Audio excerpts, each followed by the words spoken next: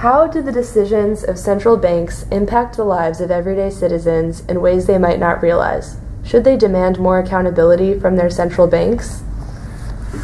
So the decisions of central banks, the monetary policy decisions, affect citizens in all sorts of ways. The most obvious way is that when they change interest rates, that affects the rate of interest that people are paying on their loans. To the extent that people have got lucky enough to have savings, it affects the interest rate they receive on their savings. But more than that, how good a job the central bank does affects whether the economy is basically stable over time, or whether we have big recessions and big booms. And most important of all, it affects whether inflation or deflation get out of control.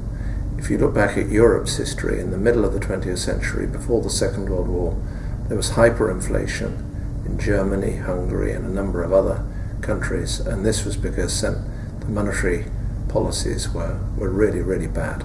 And in those circumstances, everybody had their savings destroyed, and jobs were destroyed too. It was a calamity that partly led to the Second World War.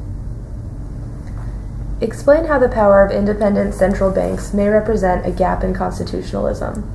So I think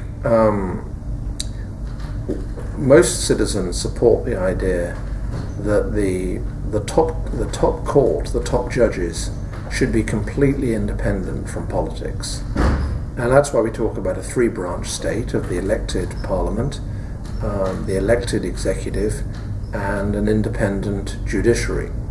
Well, there's no place in that for an independent central bank, and I don't want to argue that it should be a fourth branch of government.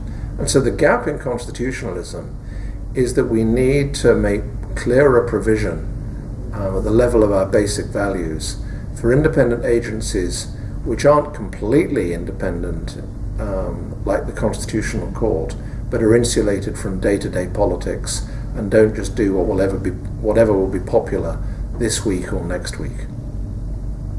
What can governments do to effectively regulate central banks and make independent agencies more accountable to citizens? I'd mention two, maybe three things.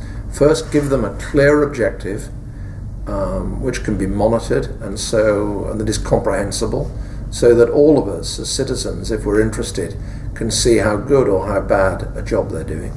Secondly, related to that, make them be transparent as they can, about the outputs of the decisions that they take and how they take their decisions.